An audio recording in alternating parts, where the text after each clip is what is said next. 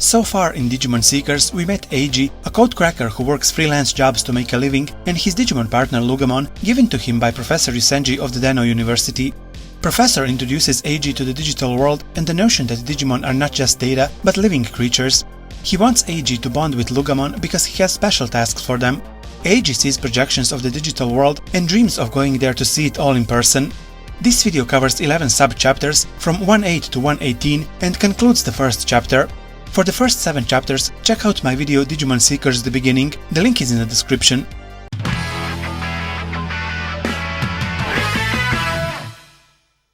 There are no boundaries in the digital world. It is a set phrase among Grimm's code crackers, but Eiji doesn't know its source for sure.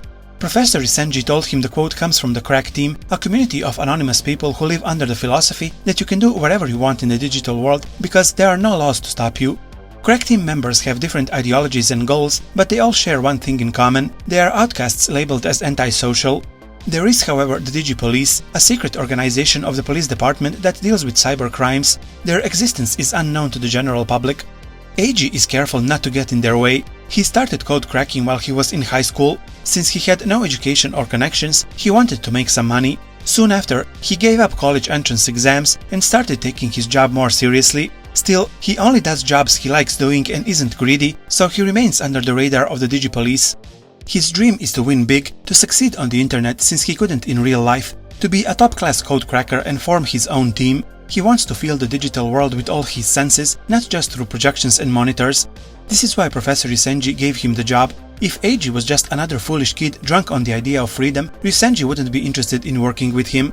Professor wants to know what Eiji thinks about the Sons of Chaos, a famous group of code crackers that is considered the far right of crack teams. They use Digimon for all sorts of crimes: information theft, blackmail, cyber terrorism. Their leader is Tartaros, a charismatic code cracker who was the mastermind behind the Cyclops incident. The incident was the trigger that made it impossible for leaders of the international community to ignore code crackers, crack teams and the digital world. The identity of Tartaros is unknown. Eiji admits he finds the group dangerous and therefore even admires them. They are not exactly the kind of people you want to hang around with if you prefer a quiet life. Professor worries that Sons of Chaos are negatively impacting the digital world, putting its ecosystem at risk, but also the human society. Their work is threatening Professor's research too. He loves Digimon and would hate to see the digital world and the human world drift further apart. Even though Professor is a powerful man, his connections are not enough to make a difference. The current Prime Minister is more about observing than acting, and current laws are not enough. The police just follow and track down code crackers, but they are not committed to taking down the big players. Professor wants Eiji to do an undercover investigation of the Sons of Chaos and find out what their leader is up to. They have been showing signs lately that they are planning something on a large scale. Eiji is more than happy to take this job. Ever since he became a code cracker, he wanted a dangerous job like this one. He will do it for himself, but also for the sake of the digital world, to protect Digimon. He was influenced by what Professor said some time ago, that Digimon are living creatures. Back in his room, Eiji talks to his Digimon Loogamon with intent for the first time. He tells him about his new task and asks him not to let his guard down. Loogamon listens attentively like a dog. It was still unknown whether Digimon can understand human language. Eiji wanted to pat Loogamon on the head, but he growled at him. He remembered a dog he used to have who was cuddly with his parents but hostile towards him. He never understood why. The alarm goes off. It was time to work. Eiji projected the screen with his Digimon linker and logged into Grimm. He had applied for the Sons of Chaos membership in advance and had an online interview scheduled. The interviewer's identity was hidden. The name on the screen only said interviewer. Eiji introduced himself as Fang. He got right down to business, asking when he would be able to meet Tartaros. Even though you can be anyone on the internet, Eiji had a feeling his interviewer was an older man from the way he spoke. He told him not even he has ever heard the voice of Tartaros, let alone met him. Low-level members cannot approach him. The only way Eiji would ever get to him is if he made a name of himself within the organization. The interviewer gave him a mission to test his skills. At Eiji's request, the mission was named Operation Wolf because it would be Loogamon's first battle. For this task, Professor equipped Eiji with means to improve his code cracking skills, a result of D4 research that would push Eiji past his constraints: Mind Link. Eiji selected Mind Link from the menu of his Digimon linker. The sensor measured his biometric data and checked his vitals. Suddenly he felt dizzy, like sinking. The world fell down as if rolling down a slope. He lost consciousness. A childhood memory played in his mind. It was summer. He was by the river with his best friend Leon and both their families. Eiji was heading towards the sandbank when he entered the river's deepest point by mistake. His foot got stuck in the sand at the bottom of the river. He couldn't swim or float or walk on the bottom of the riverbed. All he could do was plunge his head in the water. Beneath the surface he saw a whole new world. It looked like a home of monsters, new and mysterious but familiar at the same time. It was over in an instant and left him wondering what kind of a bad dream it was, but a voice said it was not a dream. He found himself in a concrete building that seemed under construction or abandoned. There were 3 Digimon there. A small naked pink rat Digimon, moving like an old western cartoon. He was holding pieces of data in his arms. Chumon, child-level, beast-type virus species. There was another rat Digimon, a stuffed rat doll with sharp eyes. Chuchumon, child-level, puppet-type virus species. He was riding the 3rd machine-looking Digimon. It looked like a cattle shaped like a pile of poo with limbs. Damemon, adult-level, mutant-type virus species. Eiji observed as these strange Digimon were fighting. Apparently, Chumon had run off after stealing Chuchumon's food. He didn't believe his eyes. These Digimon were talking. They spotted Loogamon and told him he's trespassing on their territory. Eiji laughed at the idea of a rat picking a fight with a wolf. Loogamon stood his ground and said this is his turf now. Chuchumon commanded Damemon to release his gun Vulcan attack. Eiji suddenly smelled a horrible stench like a poison gas. He realized Digimon fight by exploiting the opponent's weaknesses, in this case the sensitive nose of the wolf. There was suddenly a bright and furious flame of energy. It was Loogamon's howling fire attack.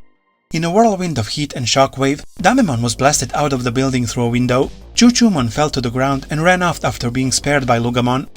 Eiji asked Loogamon what was going on, how come he can speak now and where were they. Loogamon said Eiji should listen to what Professor says more carefully. The mind link explains everything. Since the digital world has a different structure than the human world, it cannot be directly perceived by humans. The D4 research found out that humans' mental data can be transferred into the digicore of a Digimon to create the closest thing to a real-life experience. MindLink converts the human mind into digital data and transfers the human consciousness into a Digimon's digicore. A digicore is the data center of a Digimon's core, the core of life and soul that define the Digimon as an individual. So Eiji was not physically there, he was just linked to Loogamon's mind. Eiji finally understood. He was seeing the true digital world with his own eyes. He shared everything the 5 senses of Loogamon felt, his eyes, ears, nose, tongue and skin. Still, he wondered how can he communicate with Loogamon. Loogamon thought this question to be silly. Digimon are living creatures, of course they can talk. Eiji was just getting to know them better. Eiji feels the need to talk to Loogamon with courtesy, addressing him as Sir. The respect is not mutual though, as Loogamon is very harsh when talking to Eiji. Chumon, they saved earlier, apologizes to Loogamon for not recognizing him, the great boss of the Castle of 9 Wolves. He was wondering where has Loogamon been all this time, since he heard rumors that he was either turned into a Digi-Aeg or captured by a human. But Loogamon replies harshly, saying that he could never be collared by a human. Eiji and Loogamon leap from the building onto the street into freefall. Above them is a sea of skyscrapers, looking like an isolated city just before dawn. Loogamon starts to climb a dark skyscraper vertically, digging his claws into the structure of the building. When they get to the top, they get a view of the digital world.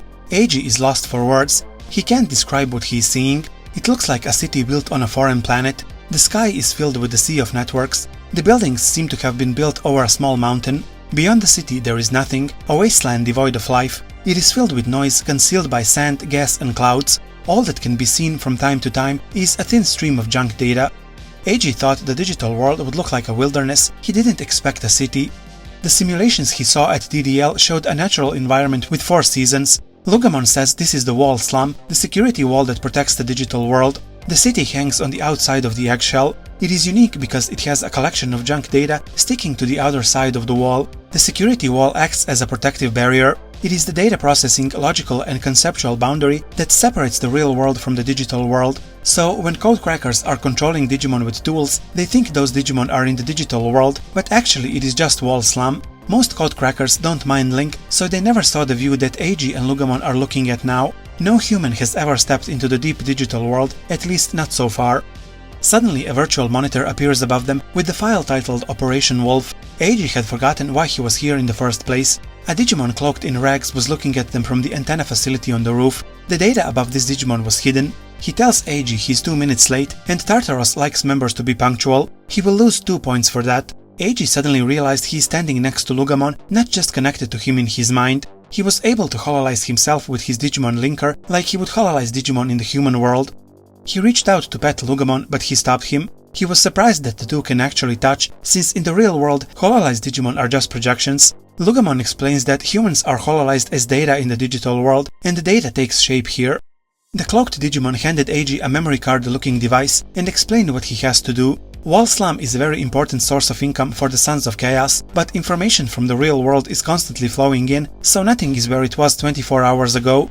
Eiji's task is to walk around 9th Avenue and the device will automatically map the area. Loogamon has some business to do in that area himself, and the two depart. The cloaked Digimon wishes Eiji luck and then starts talking to someone through voice chat. He says he didn't know Eiji would show up with his limits unlocked and mind-linked to a Digimon. The other voice wonders whether Loogamon knows he's also mind-linked to this cloaked Digimon. It is the Sons of Chaos member who interviewed Eiji. He's up to something. Eiji and Loogamon go underground and enter a train on the Slum Loop Line subway. Other passengers on the train are all Digimon, looking injured with corrupted data. Most of them were of machine or cyborg type. They are all Digimon that were used by humans and discarded for some reason. Normally, these Digimon revert back to Digi-Eggs, but they survived by consuming the data that drifts along the outer wall. They survived and built houses, villages and towns. That's how Wall Slum came to be. Some of them got fed up with humans and drifted here on their own. Others probably came here because of some trouble in the digital world. It is not unusual today to find Digimon who were born and raised in Wall Slum. The map on the wall of the train car is written in characters unknown to Eiji, Digi-code. Loogamon translated the signs for him, which said that it is forbidden to cause trouble on the subway. Only on the subway and on Avenue Zero did such rule apply. Everywhere else Digimon fought for food or territory. Eiji was wondering whether him being linked to Loogamon is similar to Choo-Choomon riding Damemon, but this remark makes Loogamon angry. He didn't appreciate being compared to poop.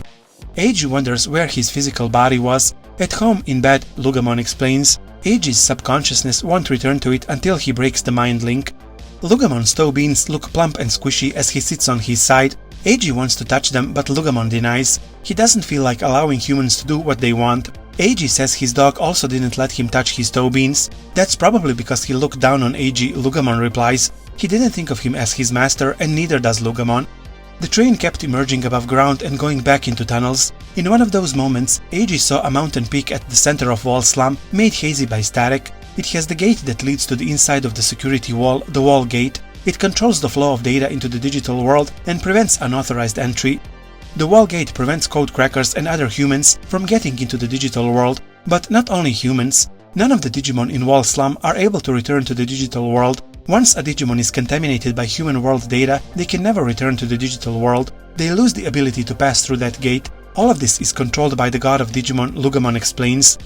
They get off the train at the next stop, 9th Avenue. Eiji wonders where was Loogamon before he ended up in the Digimon linker. Did he live here on 9th Avenue of Wall Slum? He asks Loogamon about it, but he says he doesn't remember. He knows he grew up in the Wall Slum and was at child level, but everything else is hazy. After coming here again, he feels like his memories are returning bit by bit. That's why he said he had some business on 9th Avenue too, a feeling something very important for him is down there.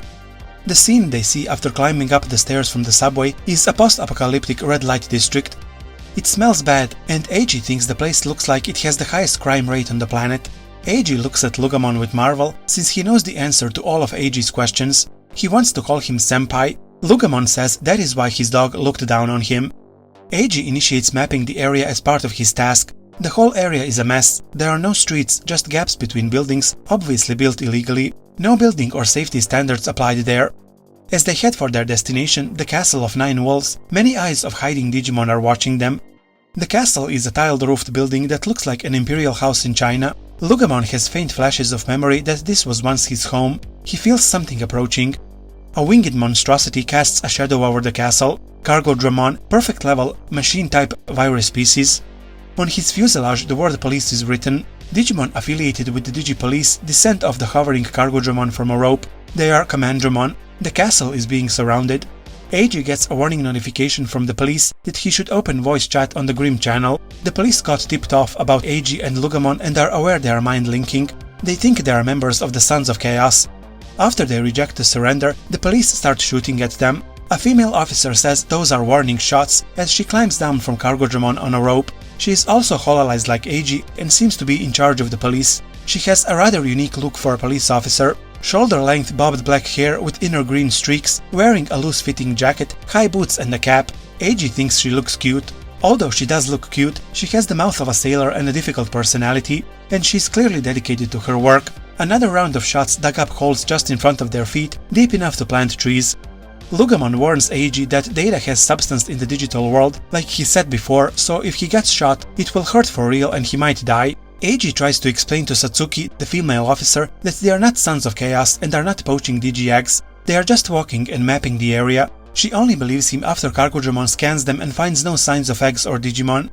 Satsuki is angry that she has to let them go, but she doesn't have enough proof to make an arrest. Eiji notices there are more Digimon inside Kargudramon. The police did not come to let them off easily. At that moment, Loogamon jumps in the sky with his spiral bite attack. His sharp fangs rip through the body armor of Commandramon like through cardboard. He is defending his home. This makes Satsuki very angry. Eiji notices she has a Digimon linker similar to his, but in police colors. It turns out the police gets their equipment from Abedin Electronics. Professor Isenji is also an advisor to the Metropolitan Police Department.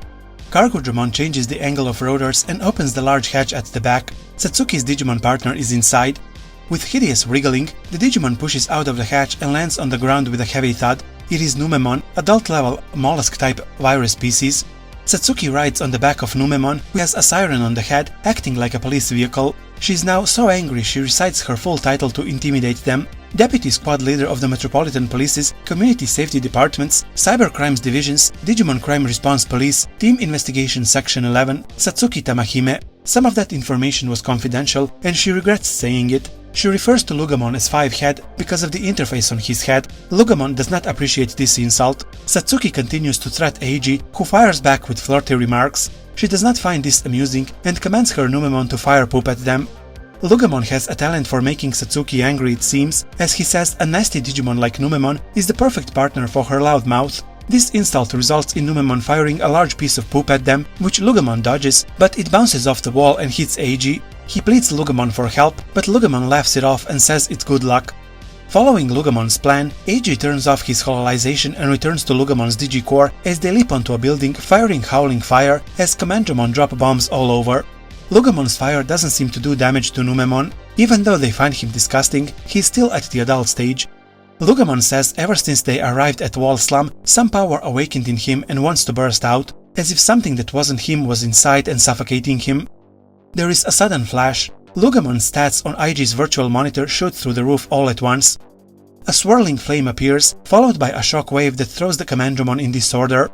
Loogamon is evolving. A blue wolf, far more massive in size than he was before and clad in magical flames, lands on the tiled roof of the Castle of 9 Wolves. Loogamon, adult-level, dark beast-type virus species.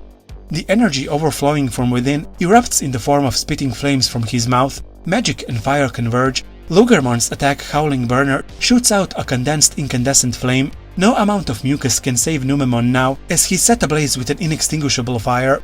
When a partner's Digimon is damaged so severely that it reaches their Digicore, that damage affects the mental data of the mind-link human as well. The human can feel the pain of the damage to their Digimon, creating stress signals to their consciousness.